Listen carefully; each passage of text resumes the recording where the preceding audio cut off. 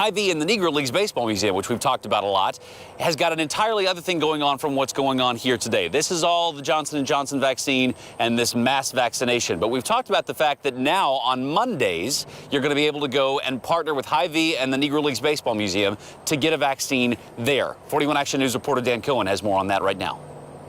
It was critical for me. I'm immunosuppressed, transplant recipient. It was critical. Dylan is one of many who got their first vaccine dose at the Negro Leagues Baseball Museum. Signed up about 30 places. I couldn't get an appointment, so it was great to come here to this historic area to receive a historic vaccine. A vaccine available to this Kansas City neighborhood and part of Hy-Vee's hyper-targeted strategy. People who do not have transportation or internet access, computer access even, to make those appointments, and so we're trying to take the vaccine to them in as many cases as possible. Bringing this clinic to a landmark location is also key. Having it in a cultural confines of the Negro Leagues Baseball Museum, maybe it squelches some of the fears or trepidation that people had regarding even taking the vaccine.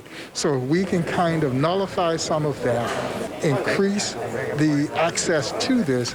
It's all good. It was easy to get to because I just lived down the street. Jamie Marzette walked to his appointment. His twin sister Janine got her first dose on Monday too. There is an urgency for people of color, people in my neighborhood, people of my age group to get vaccinated and to build that trust between the community, between people of color and the medical community. It's been a challenging year for her. I lived in Chicago for 25 years, and just like a lot of people, because of the pandemic, I got furloughed and eventually lost my job. And unfortunately, my mom passed away in 2020.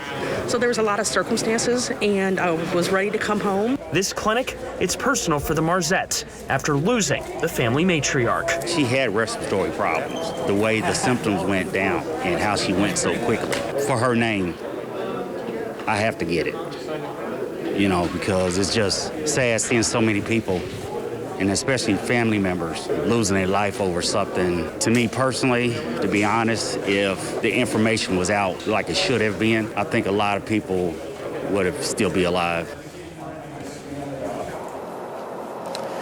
You can see just how impactful that this clinic at the museum has been on families like the Marzettes and Taylor. They had hours yesterday at the museum for people to sign up for this Monday's clinic.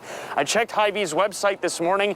There aren't any appointments available for the Monday clinic, so there's obviously great interest in this. And Hy-Vee told me they vaccinated about 600 to 650 people on Monday. They said that supply could go up if there is more interest and demand for the clinics they're having on Mondays. And remind me, the goal is still to do people that live around the 18th and Vine district. That's who's able to get that vaccine at the museum. They are targeting that neighborhood specifically. They've talked about going into underserved communities, and in the other states that Hy-Vee is in, they're also going into churches as well, those community-centered locations, to again break down those barriers and build trust in the vaccine. Sure. Because people just need a little more information and access to it, and that's why they're keeping it at 18th and Vine, but they're opening it publicly for other folks who live maybe a little closer to 18th and Vine to get the vaccine there as well. Excellent. Dan Cohen reporting for us this morning.